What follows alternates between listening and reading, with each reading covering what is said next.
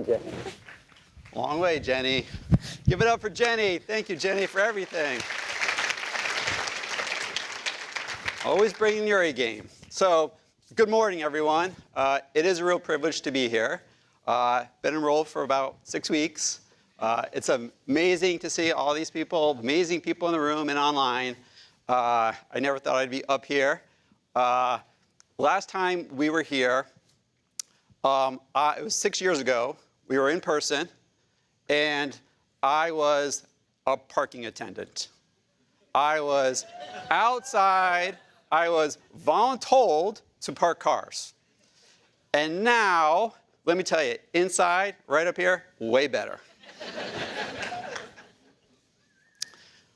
I wasn't really always parking cars. I've been at Microsoft for about 20 years, and I've been lucky enough, obviously, to work with Jenny and the accessibility team at Microsoft, and really been driven by the goal to make accessibility easier.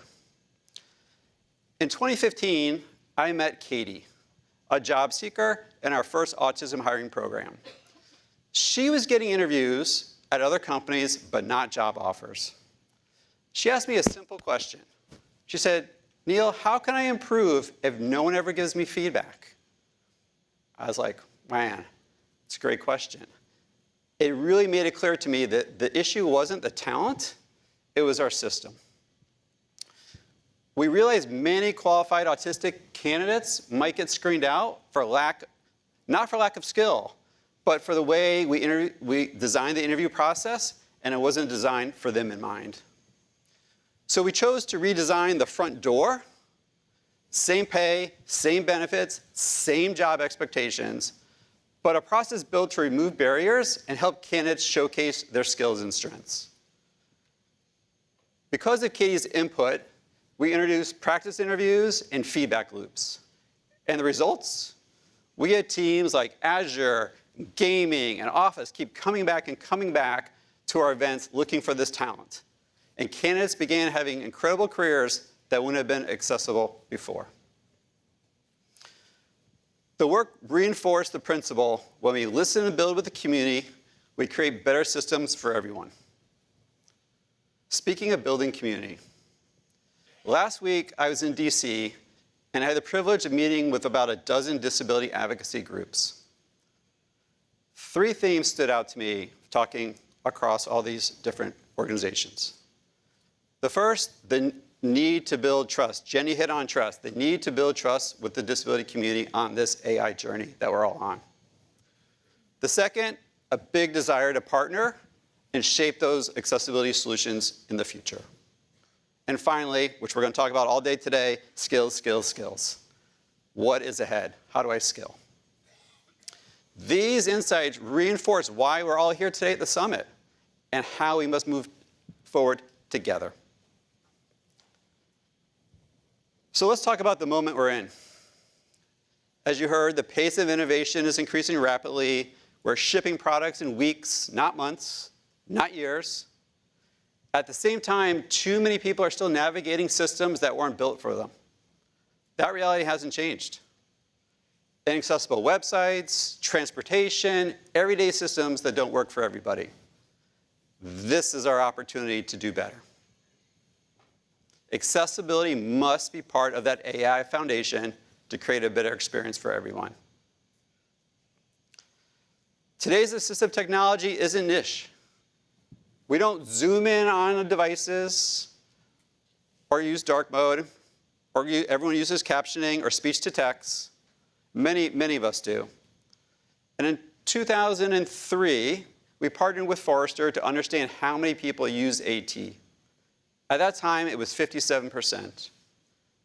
Fast forward to today, and we learned that it was 70% of consumers now consider AT essential to do their work. Since then, we've continued to work with Forrester, and I'm excited to announce today that all this research is available to you in all these different markets for you to understand. So how do we move fast and get it right? At Microsoft, we have 3 principles: accountability, innovation, and partnership. They guide how we build and how we will measure our progress. So let's talk about accountability. Accountability at Microsoft is a shared responsibility. It is not optional. It's not owned by a single team. It all starts with customer zero, Microsoft. All 200,000 plus employees of R have to take required accessibility and disability training to build that shared understanding of responsibility across the company.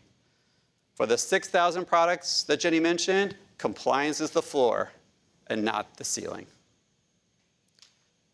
And let's talk about AI tools. These are ways we can make work easier for everyone.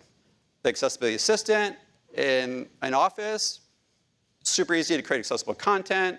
For developers in the room, tools like GitHub Accessibility Scanner are embedded into the workflow. They flag, file, and fix issues for you right there in your workflow. And I'm excited to have Ed Summers talk about this in a little bit from GitHub.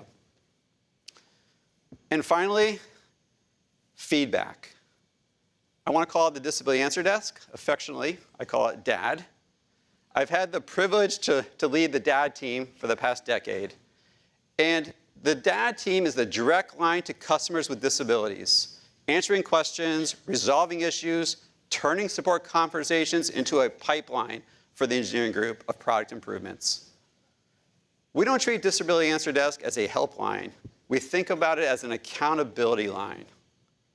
Every conversation tells us what products are working, where they're falling short, and where our engineering teams can lean in further. So now let's talk about innovation.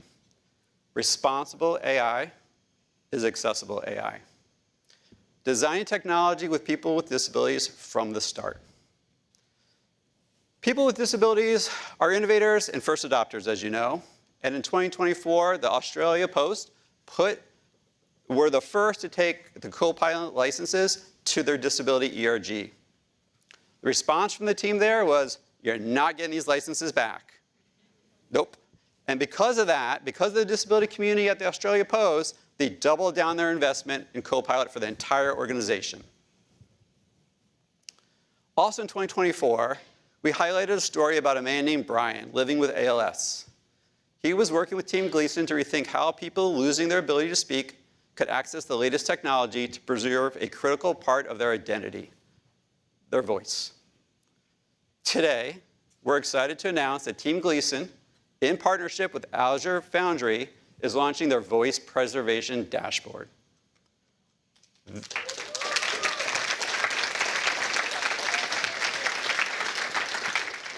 This technology empowers people with ALS to bank their voices. So when they're using the technology to speak, it sounds like their natural language. Their voice is theirs. The decision about how it's used is theirs. That's what we mean by responsible innovation. And let's talk about partnerships. We cannot do this alone. When we come together, we learn faster and make more progress. Partnerships with organizations like Teach Access, Easter Seals, Special Olympics help turn shared commitments into reality. Organizations like the National Federation of the Blind are partnering with us to deliver Copilot training, including accessible audio formats. In New York City, we recently delivered training on creating accessible content to more than 400,000 city employees. With the American Council of the Blind, we're bringing blind and low vision users directly into the development process for real-time feedback on narrator and M365 apps. We're working with the intellectual developmental disability community to create AI training for job coaches and the intellectual disability community themselves, which will also launch this October.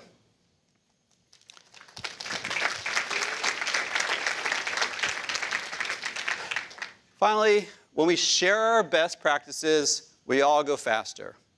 At last year's Ability Summit, we made accessible packaging guidelines public for the first time. Our packaging studio spent years designing with the disability community. The result is a practical design guide that benefits all customers and the environment. But let's not just talk about it.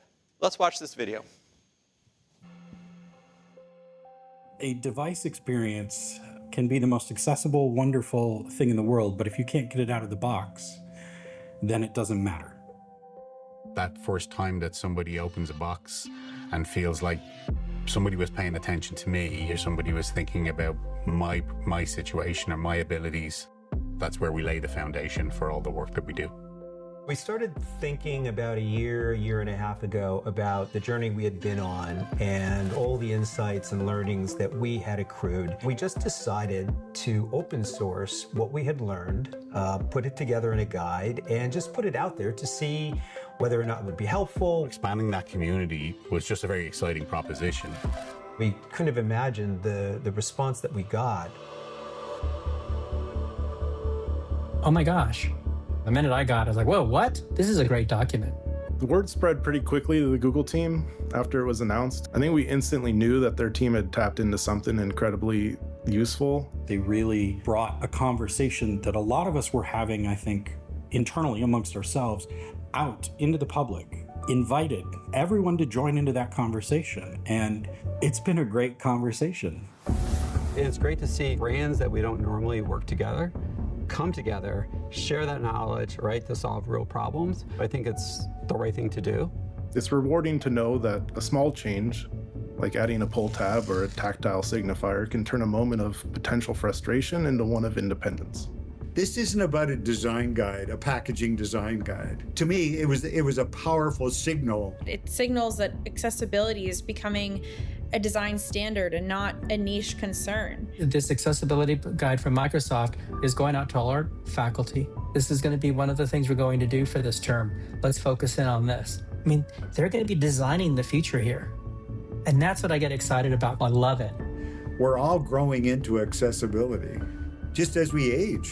That's a powerful statement. We're all growing into accessibility. People with disabilities are not only the world's largest minority, but also the fastest growing population. There's over 60 million adults and children that are living with arthritis today. Growing up with psoriatic arthritis, I just found that so many makeup products were too difficult to use. Even the simple tasks felt really frustrating. I wanted to create a brand where products were easy to use, wider shapes and softer materials that offer more control during application. When you find a brand that is meeting your needs, that really speaks to an individual. You know, I look at some of the stuff like the Coca-Cola has done, and I really want one of their opener tools. Because I hate opening sodas against my body, because they spill on me. So if I can do it this way instead, that's a huge deal for me. We are engaging with our customers, the ease machine, and what it does, it asks consumers to open these bottles. And then the machine measures how much effort you need to open it. And the machine then basically collects all this data and helps the R&D team to see what can be done about that. If you imagine a bell curve of any metric of ability and you target the center, the average, you're designing out inclusion. But if you design for the edges, for those who are often overlooked, you get the middle for free. The best work is work that comes with that purpose of feeling like maybe we're making a difference in people's lives. What we're celebrating a year on is that we're seeing freer flow of an exchange of ideas. There's an evolution that's happened in design thinking. This renewed sense of purpose, this collective sense of momentum. Designed in such a way where it still is aesthetically beautiful, but yet functions at the highest possible level. My overall hope is that accessibility becomes a standard and not a trend. I don't think accessibility and inclusive design is a trend. I think inclusive design is good design is beautiful design. And more folks are coming around to share that belief, and that's great. It really hits home that the work that we do every day impacts so many people. So take the guide, download it, share it within your organization. We can't do it by ourselves.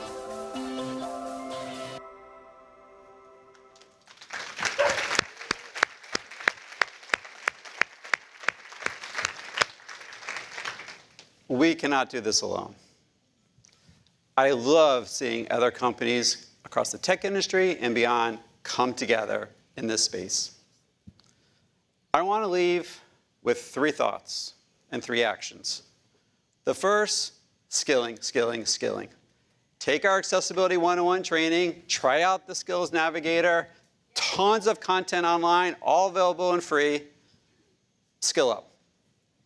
2, Connect with us. Accessibility at Microsoft is not one team. It's not one person. It's the thousands of talented individuals who are focused on accessibility every day. You have a wealth of accessibility knowledge all around you. Take the time while you're here to connect with others. That's what Ability Summit is all about. And finally, 3, share your feedback. Feedback is a gift. Jenny tells me that all the time. It's something that Katie taught me back in 2015 and something that sticks with me today. We should always be curious how we can do better, and you all have the insight how we can do that. Thank you. Enjoy the summit.